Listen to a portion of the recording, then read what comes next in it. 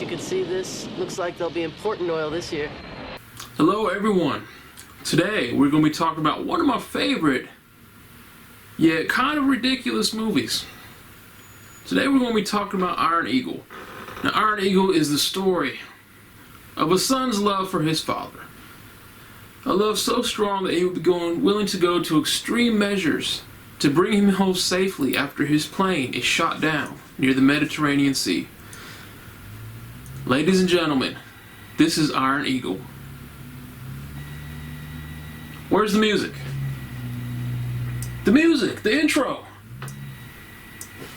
What do you mean we can't play the music? Copyright? Are you kidding me? Copyrights? So we can't play the intro. Okay. You know what? We'll make do. Let's do it. Super generic intro. Yeah.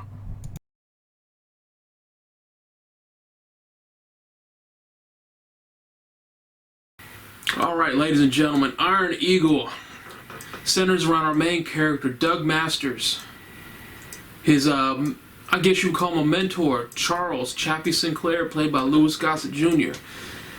Our story is Colonel Ted Masters, who is a pilot, gets shot down near the Mediterranean Sea and held captive by this rogue nation who do not follow any kind of rules at all. They make their own rules.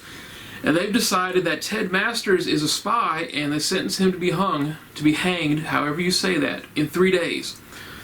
Now, of course, the military is trying their best to negotiate, but that's not good enough for young Doug.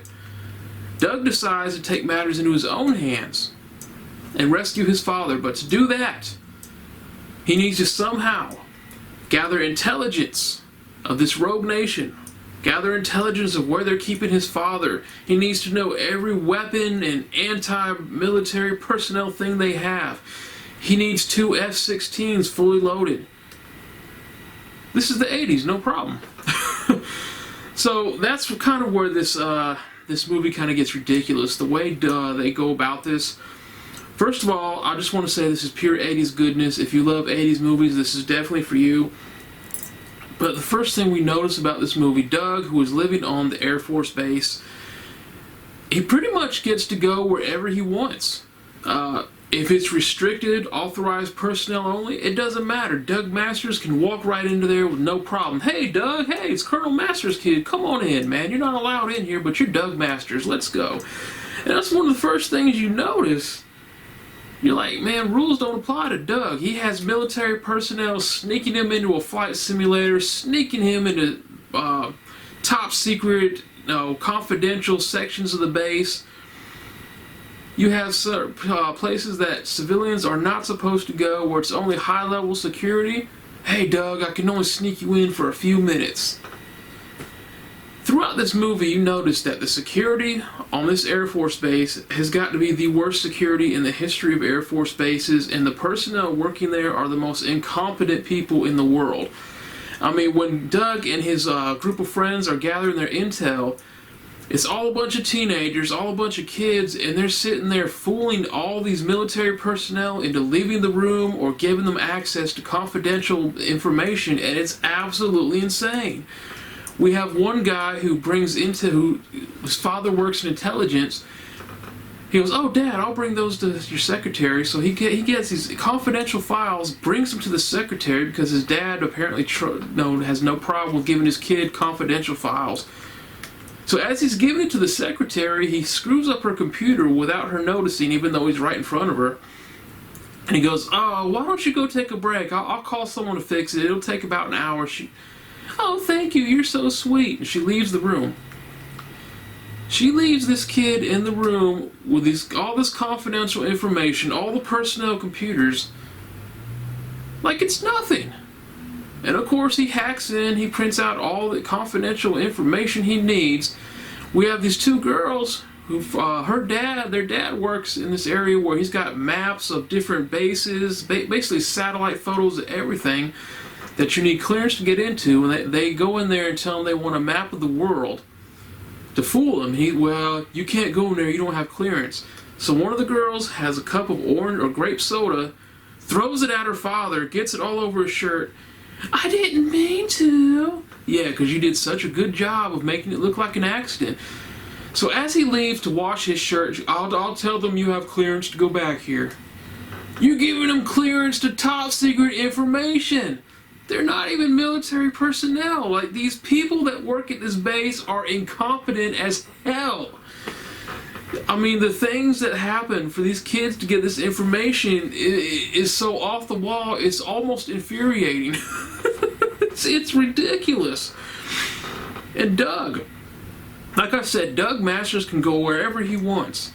When they find out that his father has been captured and held prisoner, Doug gets tired of waiting, so he just walks up into this, I don't know what it was, but it's a room full of all this personnel scrambling and gathering information. One of the security guards tries to stop Doug. And by trying to stop Doug, I mean he jogs after him. Wait, you can't go in there. So when he gets in there, the main man in charge goes, it's okay, he's fine. Well, yeah, it's Doug Masters, it's alright. So it's absolutely ridiculous. Another thing we notice in flashbacks is that Colonel Ted Masters actually sneaks Doug onto his plane while he goes up for practice maneuvers. How the hell does that happen? He gets Doug into a flight suit and sneaks him into his plane. Are you kidding me, dude? And then they almost get caught because Doug has this thing where he likes to play music while he's flying. He has a tape player. And of course, one of the other people flying maneuvers go, Colonel, I think something's wrong with my, something's wrong. I thought I heard music up there. And so Doug gets yelled at and says, you can't come up with me. I can't sneak you in the plane anymore. I'll get in trouble. Well, no kidding. So the military personnel in this movie are not the smartest bunch of people in the world. They're borderline morons. And that's the thing about Doug when we talk about the tape player. When Doug is flying and he does not have his music playing, he absolutely sucks. And we see an example of this where Chappie is taking Doug through target practice. And Chappie says, turn that damn music off. So Doug turns the music off and misses every single target. Doug says, let me do this my way, Chappie. Doug plays his music and hits every single target. Right on, head on, bullseye, no problem. So if Doug does not have his music, he is not as great a pilot as he can be. So it's like the music is to Doug what spinach is to Popeye. It's man, it just blows my mind.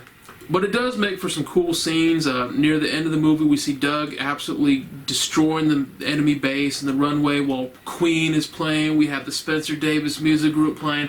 So all this rock music is played as Doug is absolutely laying waste to the enemy compound, and it's awesome.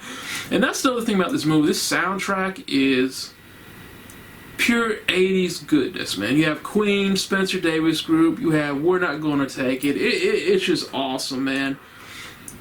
But all in all, the movie, I know I've ragged on it, but this movie truly is one of my favorite movies. Now, it was released in '86, the same year as Top Gun. It was actually supposed to be released in the summer of '86, but they released it in January instead to avoid that competition and to avoid having it confused with Top Gun. It was panned by critics, but, I really don't pay attention to critics. Critics don't mean anything to me. I enjoyed it. I really enjoyed it. Like I said, one of my favorite movies of all time, even though the premise and the plot is absolutely ridiculous and could never happen in real life, or at least I hope it can't, because if it does, we have serious security issues. So all that being said, Iron Eagle was awesome. If you haven't seen it, definitely check it out. You'll get a kick out of it. If nothing else, watch it for the soundtrack and the awesome fighting scenes. The dog fighting scenes are awesome. Louis Gossett Jr., as always, is amazing. Jason Gedrick as Doug Masters is awesome. He would appear in Iron Eagle 2, but only for about 4 or 5 minutes. And it's a shame. I don't want to spoil that. I don't want to spoil why, but we do see Doug Masters in Iron Eagle 2. And then we see him in Iron Eagle 4, which we don't talk about.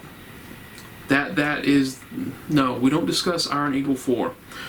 Anyway, Iron Eagle is awesome. If you haven't seen it, definitely check it out. I think you'll get a kick out of it. That being said, we're going to wrap this up. Y'all have an awesome week. Appreciate y'all watching. Hope you enjoyed this kind of off-the-wall take on Iron Eagle, one of my personal favorites. Thank you for watching. You all take care.